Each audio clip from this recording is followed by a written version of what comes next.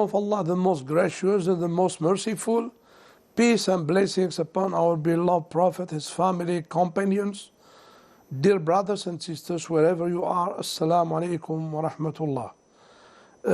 Today we want to remind our viewers about a very interesting topic to understand more the life of the Prophet Muhammad, peace be upon him, since he is the leader of Islam and he is the image of Islam.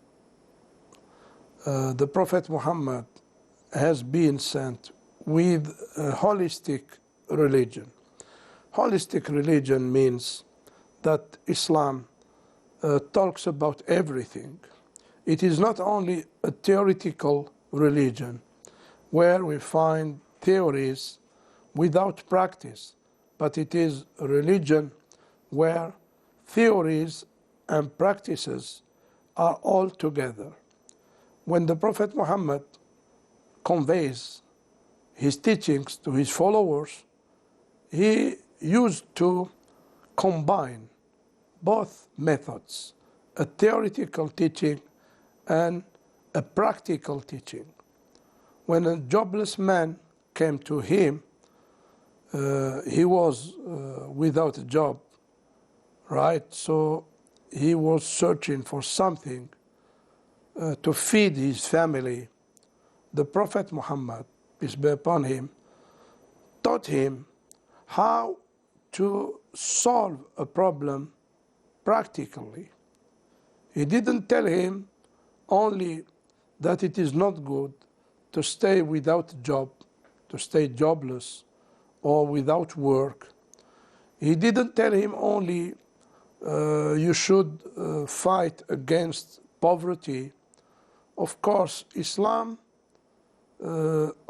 conversely to what maybe many people believe, as we used to hear that Islam prefers poor people more than rich people. And I think this concept is wrong according to the Islamic teachings.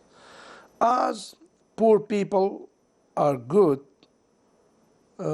maybe deserve the reward of the paradise, rich people also, if they are believers, if they have spent in the way of Allah Ta'ala, they will also deserve a higher places, higher rooms in the paradise. So this kind of distinction between poverty and wealth is not the concept of Islam. Wherever you find somebody who encourages poverty more than being wealthy, I think this person didn't understand deeply the wisdom of Islam. It is not wrong to be rich, to be wealthy, and a believer, and to spend my wealth in the way of Allah, in the jihad, in helping our brothers and sisters in Palestine. It is not wrong with that. And it is not wrong if I am poor and I try to fight against poverty to solve my problems. That's why Islam encouraged a hard worker, the one who works with his hands. The Prophet Muhammad said, Nabiyullah Dawood, كان يأكل من عمل يده, which means that the Prophet David was feeding himself with the work of his hands. The Prophet Muhammad took a hand of one of his companions who was a hard worker, right, in the agricultural field, and he said, this hand, Allah loves this hand.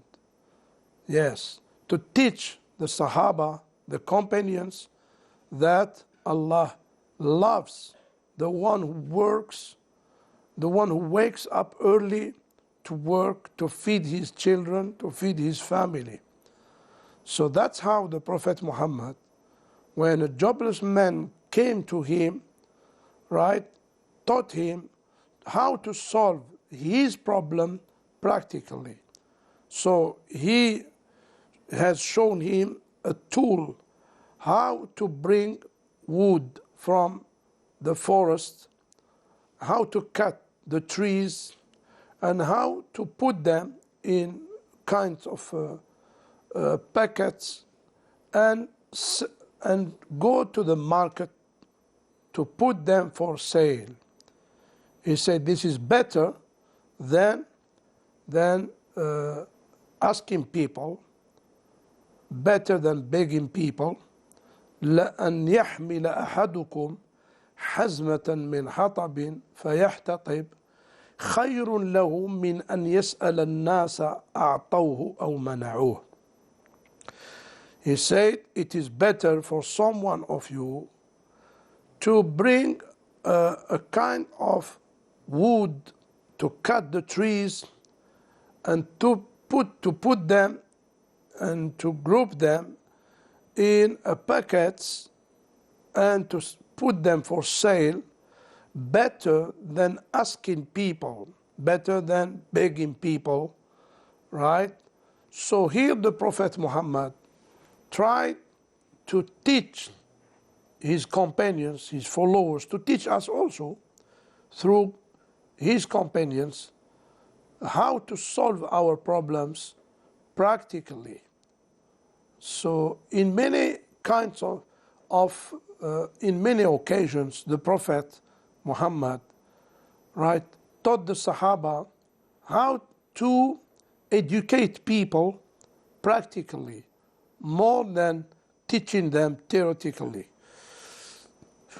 When a woman came to him, right, to clean herself, he taught her how to fear Allah in a practical way, right?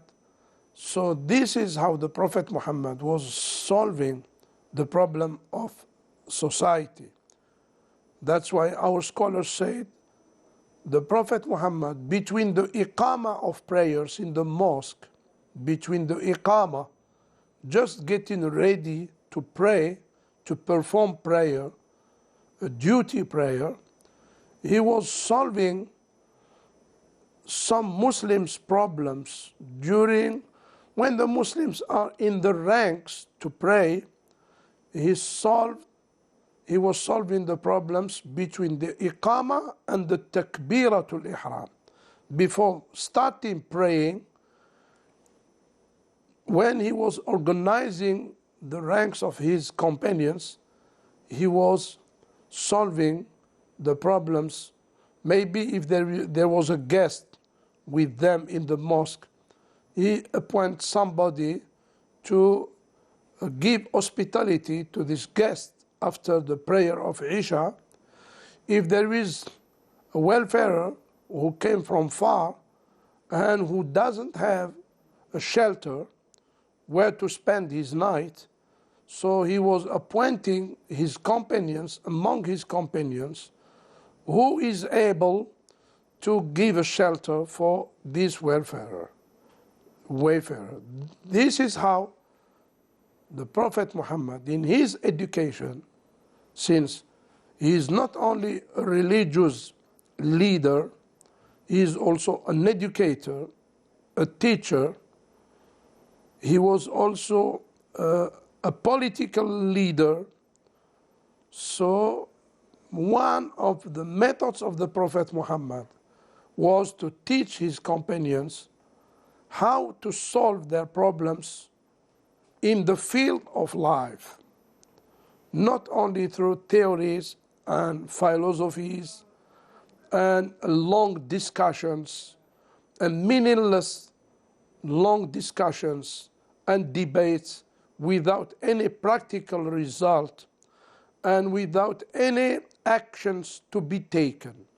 When I say, for example, I am with Palestine, I should take actions. I should practice something. I should take positive actions to prove that I'm really with my brothers and sisters who are starving in the north of Gaza, especially those days, right? Not only to send logos and talks. Thank you very much. Wassalamu alaikum wa rahmatullah.